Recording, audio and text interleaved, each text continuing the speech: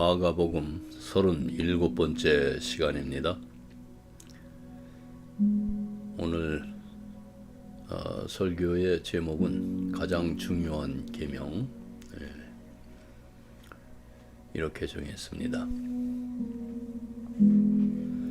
지난 시간에 예수께서 사두개인들의 무지함을 드러내셨는데요. 부활에 대한 이해와 성경 해석의 그 오류에 대해서 지적하셨습니다. 지난 주일 설교에서 부활에 대한 내용을 잠시 복습하고 오늘 본문으로 들어가겠습니다. 부활이 참 중요합니다. 우리에게. 아직 예수님이 십자가를 지시기 전에 장면을 우리는 지금 보고 있지만은 이미 십자가 사건을 알고 있는 우리는 다시 예수님이 직접적으로 알려주신 내용과 더불어서 부활의 의미를 꼭 알고 있어야 합니다. 숙지하고 있어야 돼요. 그래야 여러분의 구원이 무엇인지, 미래에 대한 소망이 무엇인지 확실하게 잡을 수 있게 됩니다. 여러분, 부활은 단순히 죽은 사람이 다시 살아나는 기적사건이 아닙니다. 바리새인들과 사두개인들은 몸의 부활에 대해서 결국은 진정한 부활체와 결혼이 없는 미래의 삶에 대한 자신들의 무지를 드러내게 됩니다. 부활은 하나님 나라의 핵심입니다. 예수님의 부활은 그분이 하나님의 아들이심을 확증한 사건이고 동시에 우리 믿음의 근거가 됩니다. 만약 예수님이 부활하지 않으셨다면 우리의 죄 사함도, 우리의 소망도, 우리의 구원도 다 헛된 것이 되었을 것입니다. 왜냐하면 부활이 없다면 죽음이 여전히 힘을 가지고 죄가 여전히 우리를 붙잡고 있고 예수님이 이 모든 것을 이기셨다는 증거가 없기 때문입니다. 부활은 하나님께서 죄가 패배했고 죽음이 정복되었으며 그리스도를 믿는 모든 이에게 영생이 보장되었다고 선언하신 사건이기 때문입니다. 성경은 또 예수님의 죽음이 우리의 죄를 담당하신 사건이라고 말하죠. 그런데 죽음으로 끝나지 않고 부활하셨다는 것은 그 죄가 완전히 처리되었다는 하나님의 그 공적인 선언입니다. 부활은 그분의 죽음이 충분했다, 이것을 확증하는 도장이나 마찬가지예요. 그래서 우리는 더 이상 죄의 종으로 살 필요가 없습니다. 예수님이 부활하셨기에 이제 그 생명이 우리에게도 흘러 들어왔습니다. 그리고 부활은 우리의 미래를 보여주는 그림이에요.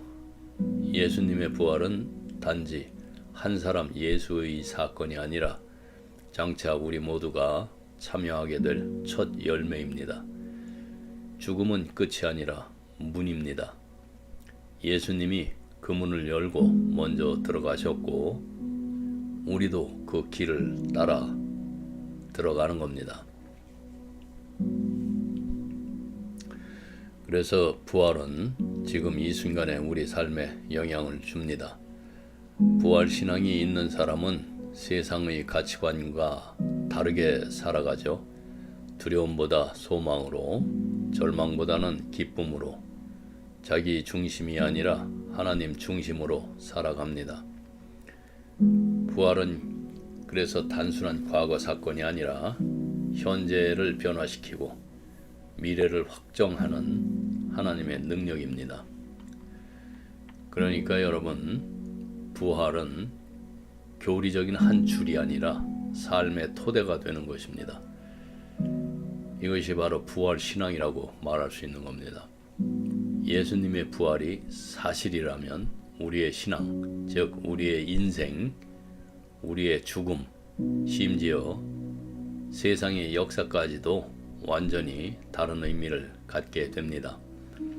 이 부활이 바로 우리가 믿고 붙들고 소망해야 하는 복음의 중심이 되는 것입니다. 왜냐하면은 여러분, 부활은 우리 삶 전체를 떠받치는 초석입니다. 기초. 믿음을 보세요.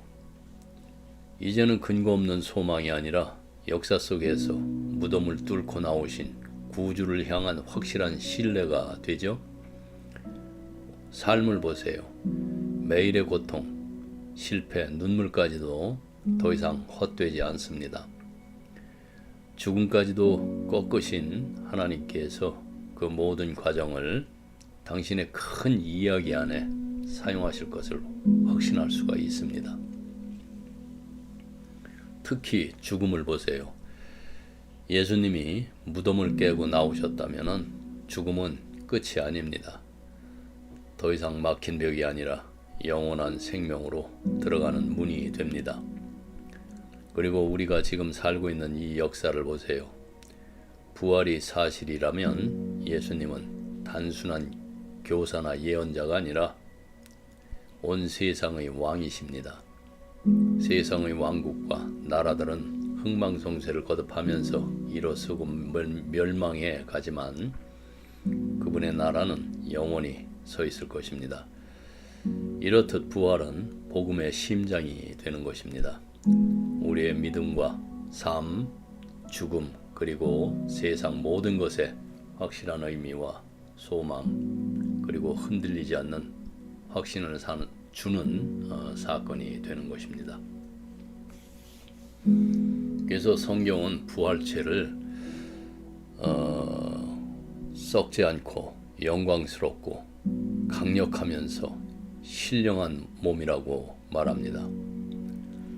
네, 영적인 몸을 지금 표현을 하고 있는 것입니다. 예수님의 부활체가 그 모델이 됩니다. 그분처럼 우리도 변화될 것이라고 약속합니다. 누가복음 24장 39장에 예수님의 부활체에 대한 그 예에서 내 손과 발을 보고 나인 줄 알라. 또 나를 만져보라. 영은 살과 뼈가 없으되 너희 보는 바와 같이 나는 있느니라 하시고, 또 고린도전서 15장 42절에서 또 22장 51절에서 53절까지, 그리고 빌립보서 3장 20절에서 21절까지, 그리고 요한일서 3장 2절, 여기에서 증언을 하고 있습니다. 이 성경들을 꼭 읽어보세요. 이런 확실한 이해와 신뢰를 바탕으로 우리의 그 순간순간 시간이라는 것이 우리의 인생으로 엮어져 갑니다. 그래서 우리가 이 썩어질 육신이 사라지고 나면은 영적인 몸을 다듬어가는 것이 우리가 이 역사 속에서 이 시간 가운데 우리가 하여야 하는 일인 것입니다. 네, 그럼 오늘 본문을 좀 보겠습니다. 오늘 본문은 마가복음 12장 28절에서 34절까지의 말씀, 함께 봉독하시겠습니다.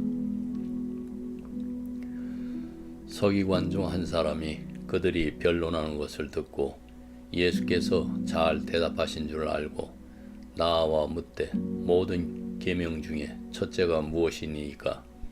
예수께서 대답하시되 첫째는 이것이니 이스라엘아 들으라. 주 곧 우리 하나님은 유일한 주시라. 내 마음을 다하고 목숨을 다하고 뜻을 다하고 힘을 다하여 주 너희 하나님을 사랑하라 하신 것이요. 둘째는 이것이니 내 이웃을 내 자신과 같이 사랑하라 하신 것이라. 이보다 더 큰 계명이 없느니라. 서기관이 이르되 선생님이여 옳소이다. 하나님은 한 분이시오 그 외에 다른 이가 없다 하신 말씀이 참이니이다. 또 마음을 다하고 지혜를 다하고 힘을 다하여 하나님을 사랑하는 것과 또 이웃을 자기 자신과 같이 사랑하는 것이 전체로 드리는 모든 번제물과 기타 제물보다 나으니이다. 예수께서 그가 지혜 있게 대답함을 보시고 이르시되 네가 하나님의 나라에서 멀지 않도다 하시니 그 후에 감히 묻는 자가 없더라. 네, 아멘. 12장 28절에서 이 처음 두 에피소드는 예수님에 대한 공격이었지만은 서기관 중 한 명, 이 사람은 평소와 달리 우호적인 어조로 예수님께 다가갔습니다. 서기관들은 오랫동안 예수님의 적이었지만 예를 들어서 이제 2장 6절, 3장 22절을 참조를 하세요. 이 서기관은 예수님을 싫어하는 대다수의 사람들과 대조적입니다. 그는 예수님이 종교 지도자들과 논쟁하시는 것을 듣고 문자 그대로는 이제 토론을 하신 거예요. 토론. 예수님이 그들에게 잘 대답하셨다고요. 스스로가 이제 결론을 지었습니다. 사두개인들에 대한 그리스도의 승리는 그 바리새인들을 기쁘게 했습니다. 누가복음 20장 39절에서는 이 장면에서 예수님의 훌륭한 대답에 대해서 예수님께 찬사를 보내는 것으로 기록하고 있습니다. 그러니까 같은 바리새인은 아닐지라도 진리의 투사로서 그 바리새인들을 능가하는 이 랍비에 대해서 경탄을 금할 수 없었다는 말입니다.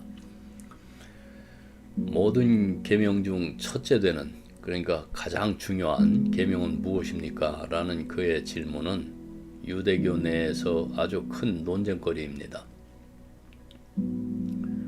서기관들은 그 모세 오경에 있는 613개의 율법을 인정하는 반면에 랍비들은 율법의 그 중요성의 순위를 놓고 끊임없이 논쟁합니다.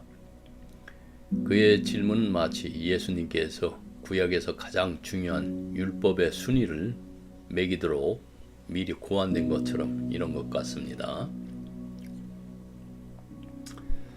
29절에서 30절 마가는 여기 독자들을 향해서 많은 그 로마의 독자들이 회심하기 전에 그 다신교적이었기 때문에 로마는 아주 다신교였어요. 예수님께서 신명기 그 6장 4절 이하를 인용을 하셨고 그리고 레위기 19장 18절도 인용하고 있음을 특별히 기록하고 있습니다. 히브리어 쉐마는 이 문장에서 들으라를 의미하는 그 첫 번째 히브리어 단어입니다. 이스라엘의 하나님은 한 분, 즉 유일신교라는 그러한 진리에 주의를 환기를 시키는 것입니다. 히브리어 쉐마는 단순한 그 단어 이상의 깊은 의미를 지닌 유대교 신앙의 그 핵심 표현입니다. 그래서 그 의미와 배경을 잠시 좀 말씀을 드리면은 쉐마의 그 어원과 첫째 이제 의미, 어원은 그 히브리어 동사 그 샤마의 명령형입니다. 뜻은 들으라입니다. 아니 이제 단순히 청취만을 의미하는 것은 아니고 주의 있게 듣고 순종하라는 그런 행동적 의미까지 포함하는 단어입니다. 그래서 그 성경 속의 쉐마는 그 대표 구절이 바로 신명기 6장 4절에서 5절과 그 이하입니다. 그래서 여기 보면은 본문에서도 이스라엘에 들으라 우리 하나님 여호와는 오직 하나이시니 너는 마음을 다하고 뜻을 다하고 힘을 다하여 내 하나님 여호와를 사랑하라. 이 구절은 유대인들이 매일 아침과 저녁으로 암송하는 기도문의 시작입니다. 유대교 신앙의 그 요체로 여겨지는 것이죠. 그런데 이제 쉐마 본문은 세 부분으로 구성이 됩니다.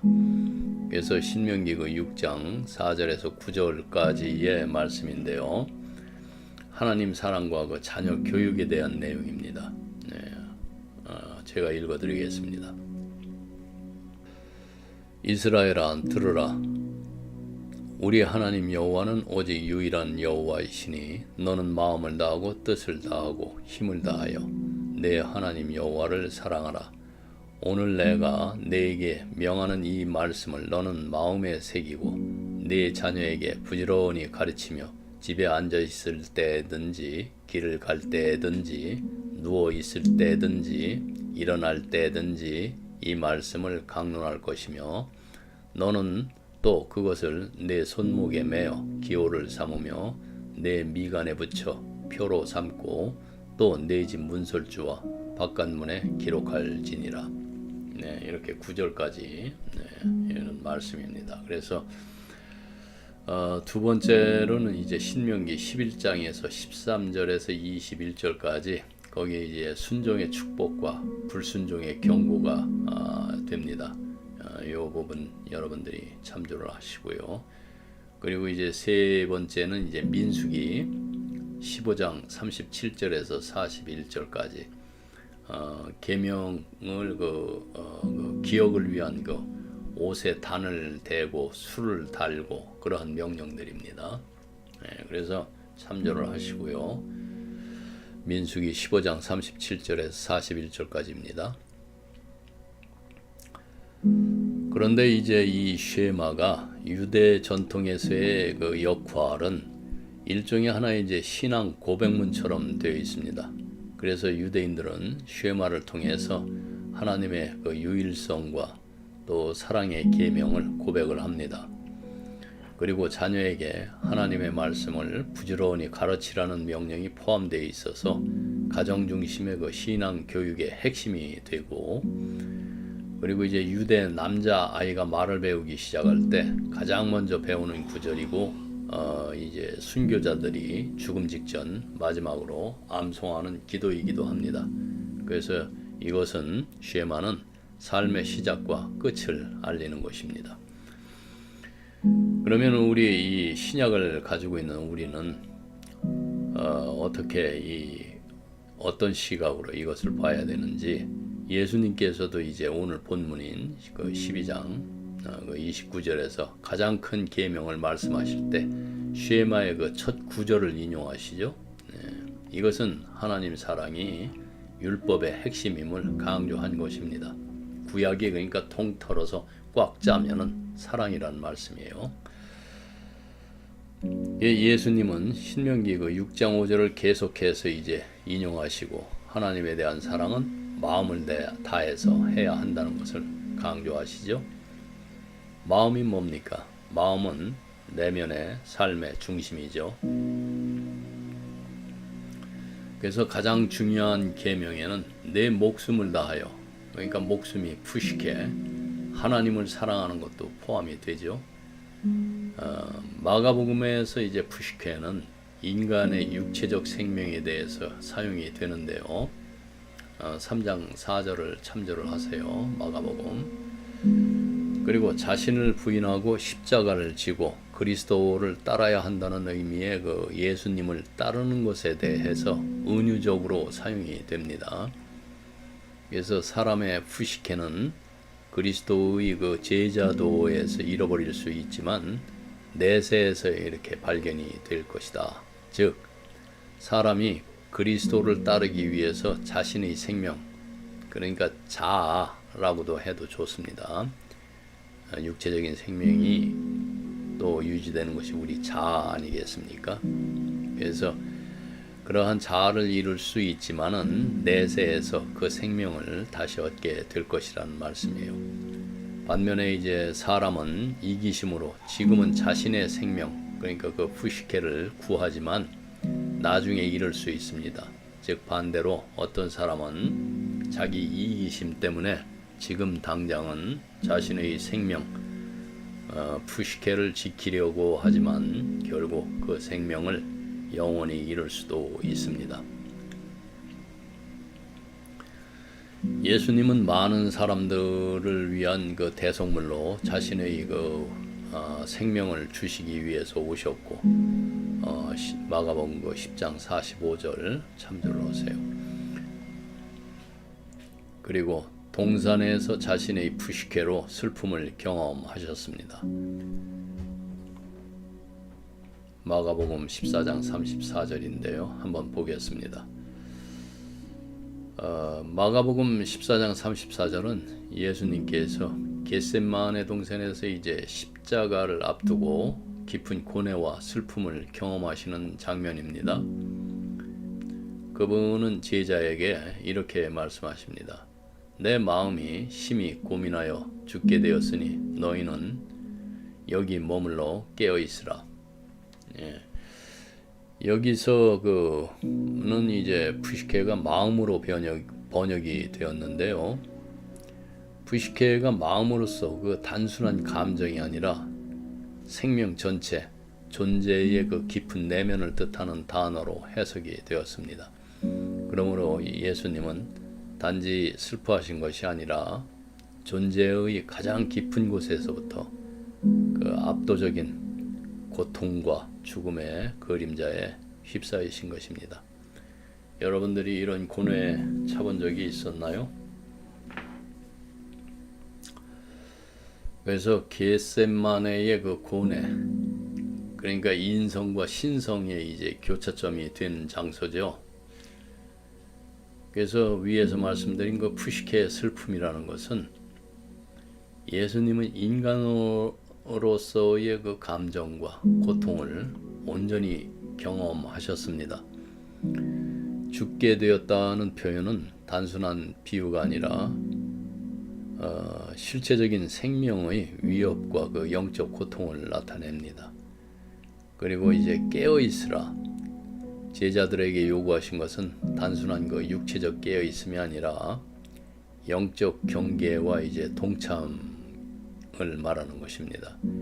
예수님의 고난에 함께 참여하라는 초대이기도 하죠. 이 구절은 고통 속에서도 이제 하나님께 나아가는 기도의 중요성을 보여주고 있습니다. 예수님은 이 고통을 아버지께 토로하시면서 이 잔을 옮기시옵소서라고 기도하셨지만 결국 아버지의 뜻대로라는 순종으로 마무리를 하십니다.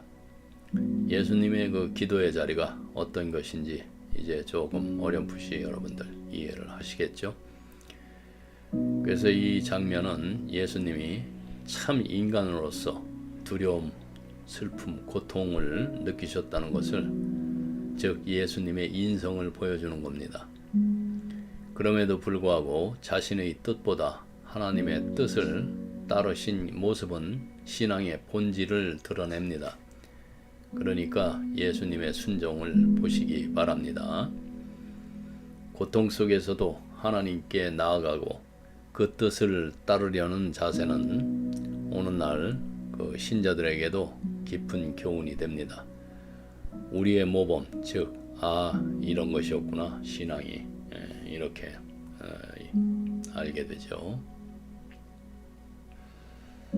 하나님은 마음을 다하여, 그러니까 마음을 다한다는 것은 생각하고 이해하고 추론하는 능력뿐만 아니라 힘을 다하여, 즉 육체적인 에너지까지 이렇게 다해서 사랑받아야 합니다.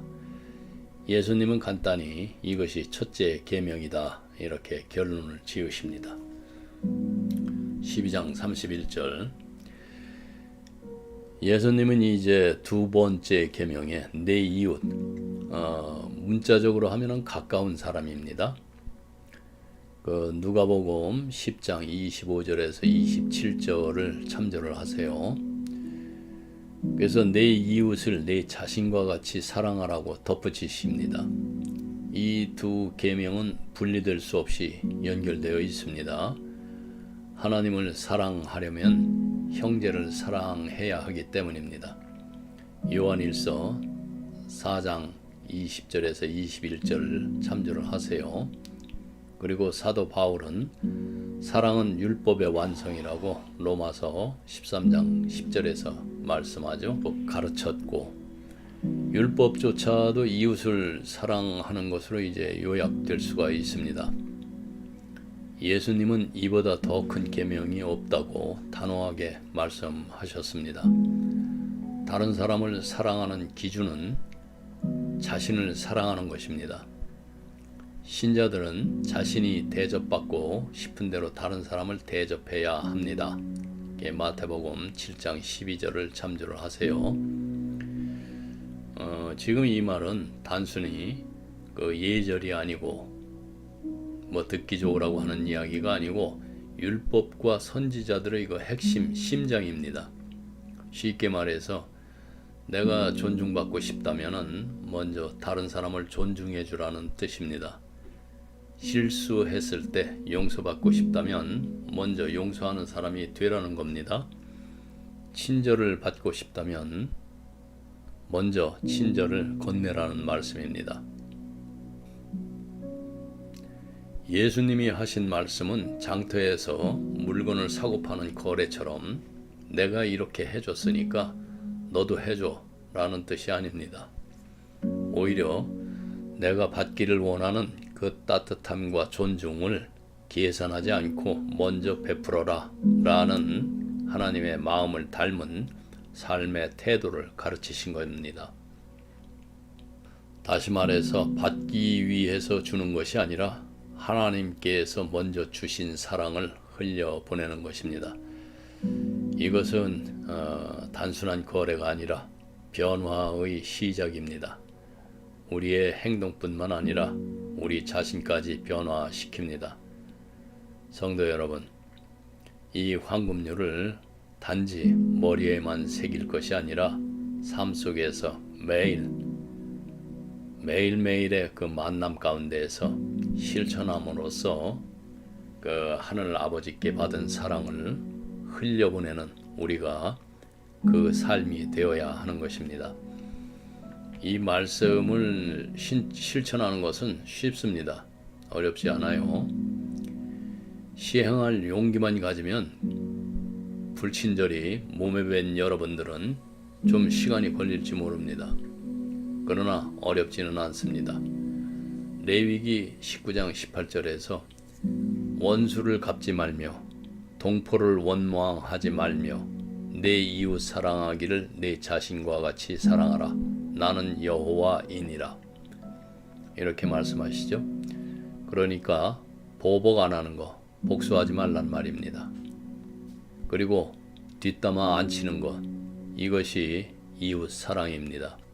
이것부터 실천하세요. 그러면 여러분은 가까운 사람을, 이웃을 사랑하는 것이에요. 그냥 앉았다 하면 글쎄 그 아무개 집사 기도해 줘야 돼 이러면서 이제 시작을 하죠. 생각해 주는 것처럼 하면서 한번 상상을 해보세요.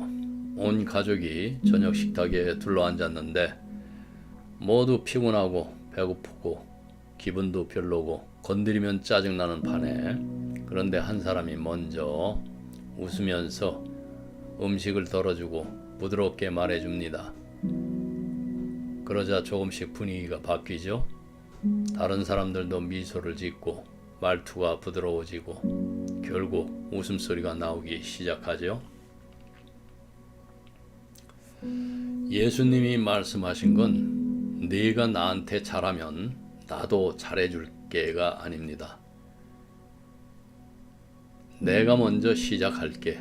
내가 받고 싶은 그 따뜻함을 너에게 먼저 베풀게 라는 마음입니다. 거래가 아니라 사랑이 먼저 움직이는 겁니다. 옆집에 새로운 사람이 이사 왔다고 떡을 가져오면 그거 받자마자 금방 뭐래도 그냥 얹어서 보내죠. 물론 내가 받았으니까 주고 싶어서 주는 그런 순수한 마음은 뭐 탓할 것이 없습니다. 그러나 언뜻 보면은 뭔가 신세지지 않았다는, 신세지고 싶지 않았다는 뭐 이런 되갚음, 이런 거는 여러분들이 버리셔야 됩니다. 그때는 정말 순수한 마음으로 감사하다고 말씀을 전하고 빈 접시로 돌려드려도 좋은 것입니다. 오히려 그것이 더 훈훈하고 더 따뜻해요. 그래서 하나님께서도 우리가 착하게 굴어가지고 사랑해 주신 게 아니라 우리가 아직 죄인 되었을 때 먼저 사랑해 주셨잖아요. 그 사랑을 우리도 흘려보내라는 그런 말씀입니다. 안 되는 사랑 여러분이 억지로 하려 해도 그것이 됩니까? 안 되지요? 안 됩니다. 여러분 가운데는 미움이 가득하지 사랑이 가득한 게 없어요. 여러분 안에는 사랑이 없습니다. 우리가 좀 솔직해지시자고요. 그렇잖아요? 그러나 친절할 수는 있잖아요. 그 친절이 쌓이고 생각 없이 무의식으로 나의 그것이 행위가 될 때 그것이 사랑인 것입니다. 32절에서 33절 서기관은 예수님의 말씀에 이제 동의함으로써 대다수의 사람들과 분명히 구별됩니다. 또한 서기관은 이 두 계명이 온전한 번제물로 드리는 제사보다 더 낫다고 덧붙입니다. 하나님과 사람에 대한 사랑이 제사보다도 더 중요합니다. 그 호세아서 6장 6절을 보면은 나는 인애를 원하고 제사를 원하지 아니하며 번제보다 하나님을 아는 것을 원하노라. 그리고 그 3상 15장 22절에서 사무엘상 15장 22절 순종이 제사보다 낫고 듣는 것이 양의 기름보다 나으니. 그리고 이사야서 1장 10절에서 17절 그리고 예레미야 7장 21절에서 23절을 또 참조를 하세요. 그래서 마가는 이 서기관을 통해서 예수님과 종교 지도자들의 그 차이점을 미묘하게 강조를 하고 있습니다. 지금 그들은 하나님과 다른 사람들을 사랑하지 않고 오히려 자신의 종교를 존중을 하죠. 34절 서기관이 지혜롭게 그러니까 이해력을 가지고 즉 지성이 있다는 말입니다. 이렇게 지혜롭게 대답했기 때문에 예수님은 너는 하나님의 나라에서 멀지 않다라고 말씀하십니다. 자신의 삶에서 율법의 의미를 파악할 수 없었던 그 부유한 젊은 관원이 있었죠. 그 10장 17절에서 22절을 참조를 하세요. 그 사람과는 대조적으로 이 서기관은 율법을 이해할 수 있었고 따라서 그리스도를 믿는 믿음으로 의롭게 될 그 후보였습니다. 그래서 갈라디아서 그 3장 24절을 보면은 율법이 우리를 그리스도께로 인도하는 초등 교사가 되어 우리로 하여금 믿음으로 말미암아 의롭다함을 얻게 하려 함이라. 딱 이 말씀이 들어맞는 순간입니다. 여기서 초등교사라고 했던 것은 이제 몽학 선생이라고 이전에 그 번역에서는 했었는데 초등교사가 더 좋습니다. 이미 비판적인 태도에서 열광적인 신봉자로 변해 있습니다. 우리는 보통 이런 사람을 재치 있다고 말하죠. 그래서 마가의 시각으로 다시 의역을 해서 오늘 본문 28절에서 34절까지를 읽어드리겠습니다. 그때의 서기관 중 한 사람이 예수께 다가왔다. 그는 토론을 듣고 있었고 예수께서 그들에게 얼마나 잘 대답하셨는지도 알아차리고 그에게 이 질문을 던졌다. 우리는 무엇을 모든 계명 가운데 가장 큰 계명으로 여겨야 할까요? 첫 번째이자 가장 중요한 것은 이것입니다. 예수께서는 이스라엘아 들으라. 주 우리의 하나님은 오직 한 분이시니 내 마음을 다하고 목숨을 다하고 뜻을 다하고 힘을 다하여 주 너희 하나님을 사랑하라고 말씀하셨습니다. 두 번째는 내 이웃을 내 자신처럼 사랑하라는 것입니다. 이보다 더 큰 계명은 없습니다. 잘 대답했습니다. 선생님, 서기관이 대답하죠. 당신은 한 분의 신이 계시고 그 외에 다른 신은 없다고 말씀하신 것이 전적으로 옳습니다. 그리고 온 마음과 온 지성과 온 힘을 다해 그를 사랑하고 이웃을 우리 자신처럼 사랑하는 것이 이 모든 번제와 제사보다 무한히 더 중요합니다.